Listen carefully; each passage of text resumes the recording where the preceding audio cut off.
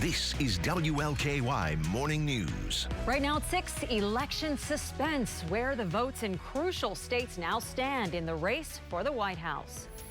Plus, new LMPD union contract approved by city leaders. This morning, the expanded benefits for officers and the reasons behind their decisions. Good morning to you, and thanks for joining us. I'm Julie Dolan. It is Friday, November 6th. Well, the vote counting continues this morning in the race for the White House. And right now, the votes are so close in some states, the candidates are separated by just hundreds of votes.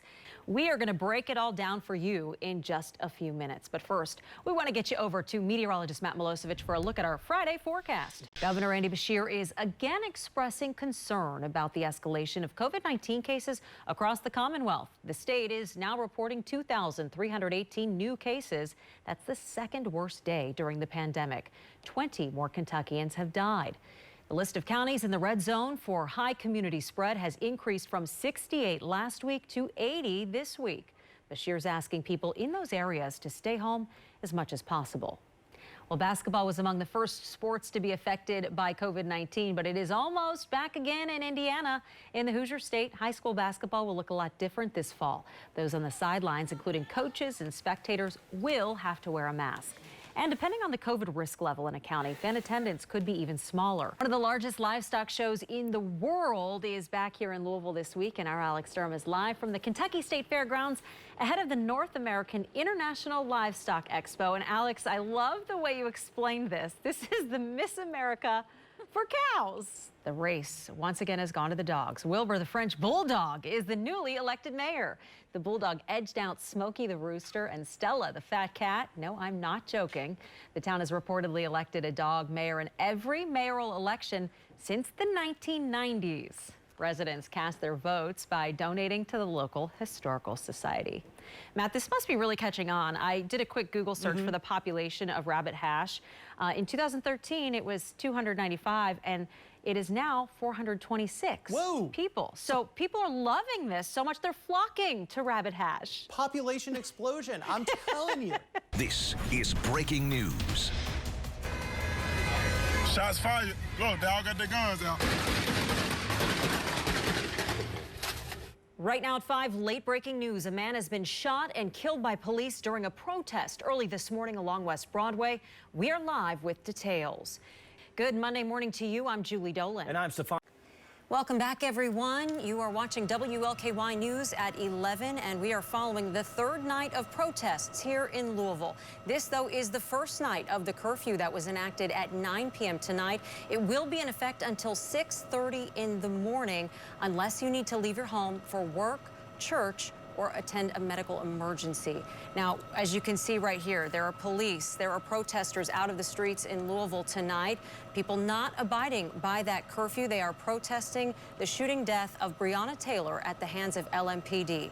Most of the protests we've seen tonight have been relatively peaceful. Things have started escalating within the last hour. We've seen some tear gas deployed. We've seen fireworks in the streets of the Highlands, and that is where WLKY Chopper HD is overhead now with a heavy police presence. We also have reporter Drew Gardner on the ground there. Drew, you've moved your location several times to avoid some of the tear gas, to avoid the fireworks, and to stay safe. Talk to us about what you're seeing right now.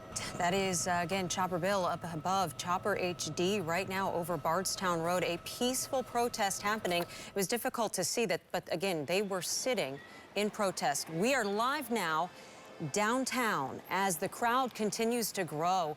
It started around 6 o'clock tonight, and at one point in time, there were more police officers present downtown than protesters. That appears to be changing. Police have said they're changing their tactics tonight. They are no longer going to sit around and let criminal activity, as they call it, take place. They are prepared for protesters, and the mayor has called several times for people to stay home. He says Louisvillians are a part of some of this criminal activity, but for the most part, he says a lot of these people are coming from out of town, specifically to cause unrest in our city. And again, he is asking for people to stay home. You see the camera here kind of moving. That's because our crews are trying to connect right now. They have been asked by police to move locations. So we're going to take you back live over Bardstown Road, where WLKY Chopper HD is flying above, showing a peaceful protest here. Hundreds of people standing by. You can see holding signs. We try not to zoom in on those signs just because we're not sure what the language is. So far, we know a lot of the people are just calling for justice in a lot of cases that are happening in the country, including one right here in Louisville. Back downtown live now. It appears our cameraman is more stable now. We've seen Kentucky State Police. We have seen Louisville Metro Police. They have deployed their SRT team. We've also seen the Kentucky National Guard here in town. The governor agreed to deploy the National Guard earlier today. As we were expecting a third night of protests, officers are asking people to stay home. They do not want to make these arrests. They do not want violence in our city, and they don't want to see any more destruction. You can hear cars honking in the background, and you can see people filling the streets.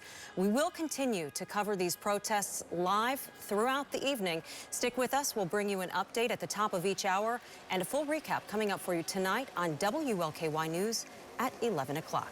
Now we'll get you back to your regularly scheduled programming. Drew did mention that there are a lot of pockets that people could be hiding in or recovering in to get back out there. LMPD said this is part of the problem. They said large groups are really hard to manage, especially when they disperse into smaller groups like that. And it's even more difficult when they're spread out all over the city like they are tonight. When it comes to tear gas, they say their protocol is to give those dispersal orders, which we heard them do here live on the air. Before deploying the tear gas, they're asking people to go home. The mayor has repeatedly asked people to stay home, and it looks like they've had enough tonight, Stefan. Yeah, Julie. Many are questioning whether that's actually any safer than indoor dining. Marvis Herring is live on Frankfort Avenue for us to explain. Marvis, good morning. We are learning more about the deadly traffic stop Sunday that led to an officer firing his gun. Brian Thurman was shot after an officer stopped a car that had been reported stolen.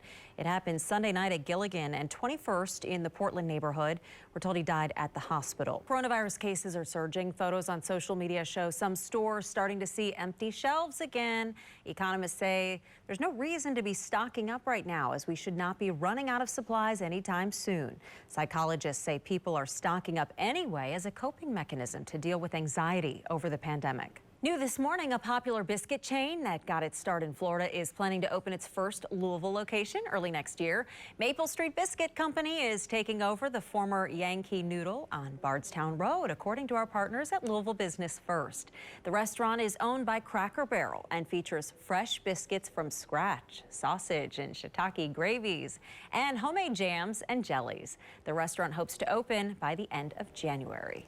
Since the panda's birth in August, upwards of 1.5 million people have tuned into the zoo's giant panda cam to watch the little guy grow.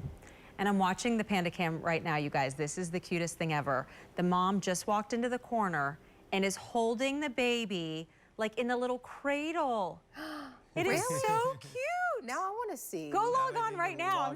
I'm serious. Goodness. It's so cute. Julie, turn your laptop around so you can Yes, see. hold it up to the camera. Let's see if I can do it.